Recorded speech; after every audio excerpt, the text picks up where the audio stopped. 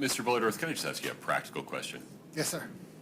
Does the state sitting here today intend to admit any words that Ms. Richins said during the period when she was in Detective Maynard's car through when she got back in her own vehicle?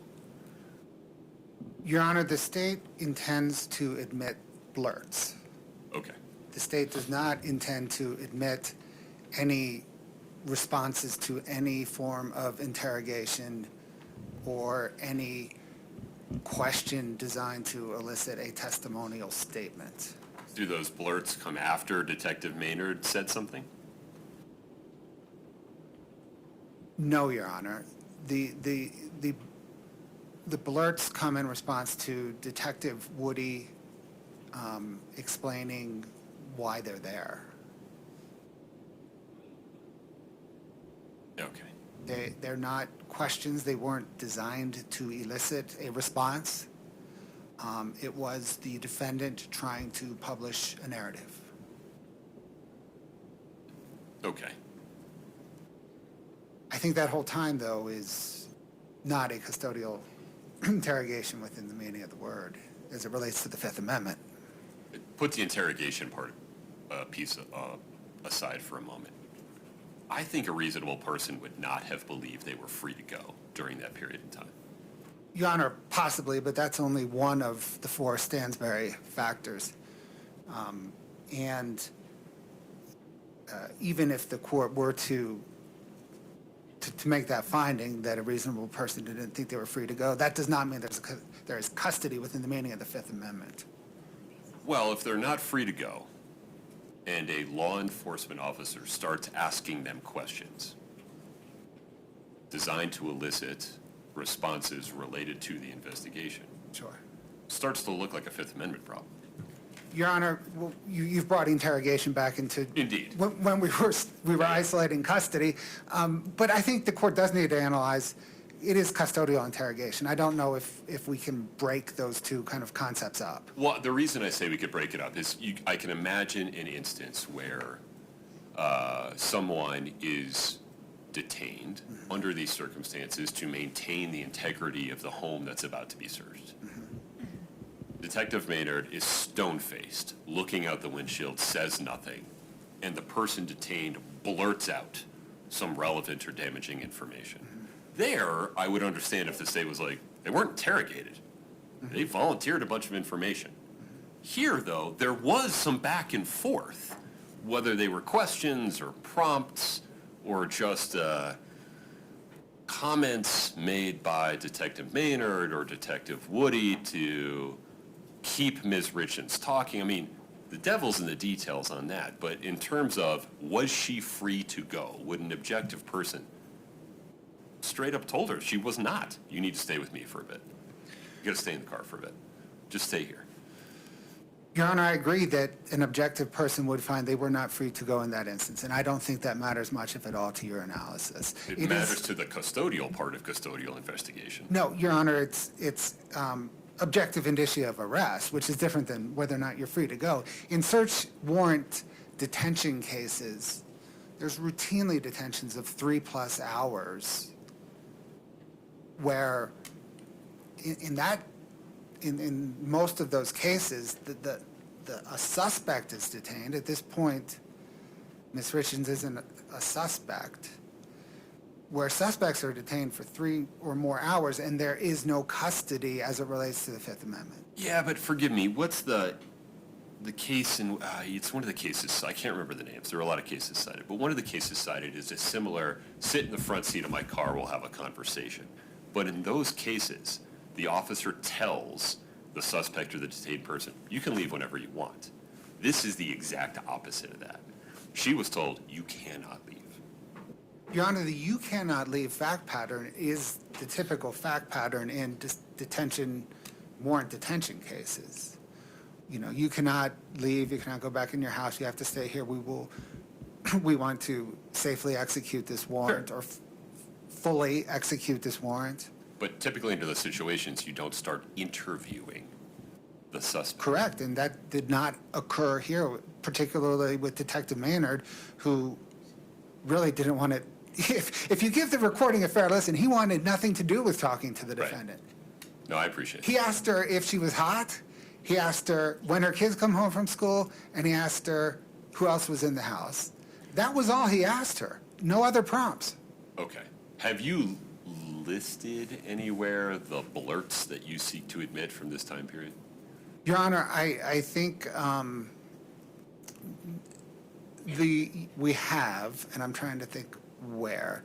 It might be in our 404B, it might be in some upcoming papers we're about to file. The blurt is essentially when the defendant is informed that the ME's toxicology results showed fentanyl in Eric Richins' blood. This is coming from Detective Woody, right? This is coming from Detective Woody. She said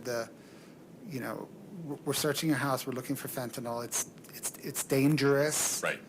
You have kids coming in and out the house. The defendant said something like, fentanyl, what is that? Cut crack? That's the blurt. Okay. That's helpful context. I appreciate that. Talk to me about the phone.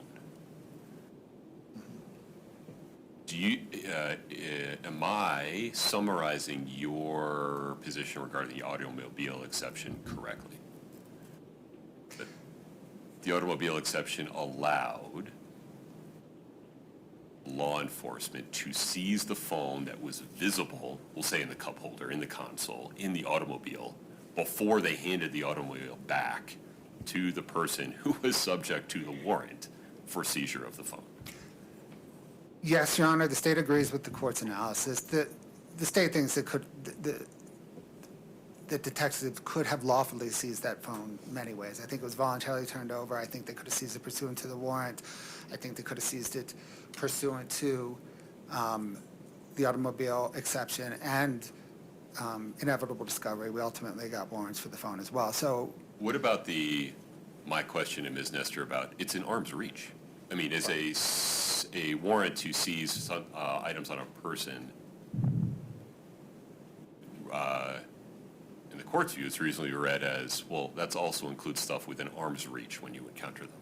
Your Honor, I think that's a correct statement of the law. I think when Detective Maynard walked up to Ms. Richins' driver's side window and saw her and the phone right there within arm's reach, he could have certainly seized it pursuant to the warrant. Okay.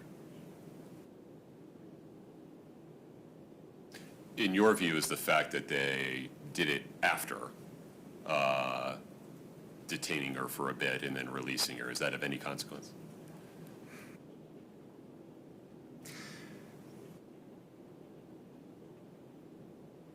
I don't think it's of any constitutional consequence, Your Honor. Okay. All right. Then we get to the house.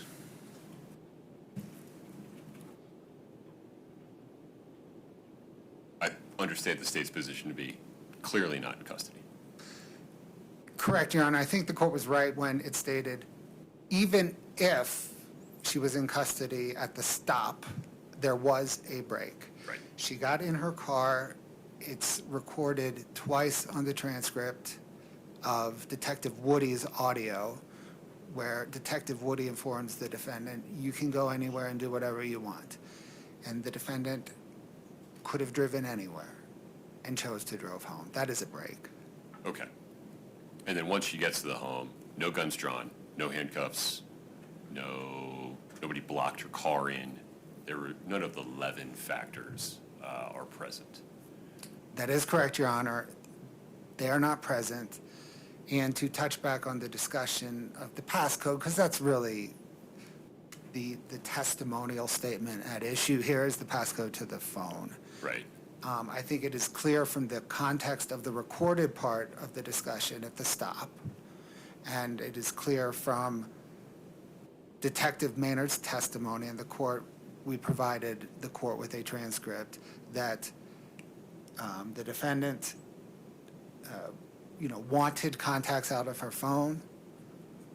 Detective Maynard asked her for the passcode to the phone, opened the phone, and then provided her the contacts. How much does based on Chelsea Gibson's testimony, if I recall correctly, through the course of the investigation, the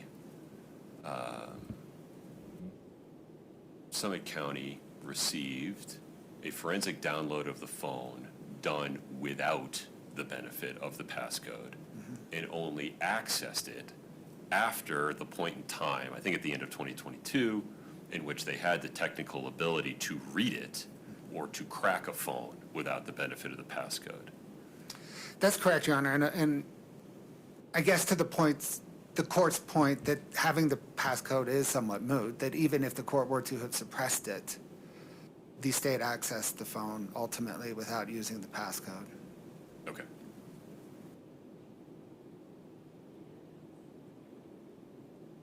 All right. The Orange Notebook. Yes, sir. Am I understanding the state's position correctly? You are, sir, and I think the operative point is, well, let me back up a step, right?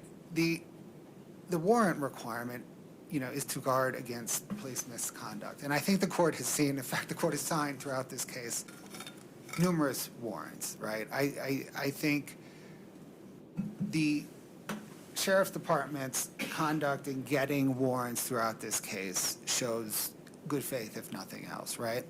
And this is no different. And the fact that a detective on the very initial May 8th search looked at the notebook gives the court every reason to believe that on any of the 4 subsequent searches, a detective, probably that very same detective, would have gone to the same notebook for the exact same reasons. Right, okay. The scope of the investigation was the same at all. It was the same crime, the same potential elements, right? Correct. As I recall, the investigation began as investigation of aggravated murder, correct? It does, Your Honor, and the state filed the aggravated murder charge on May 8th and got that search warrant and the arrest warrant all simultaneously, all related to that same investigation. Okay.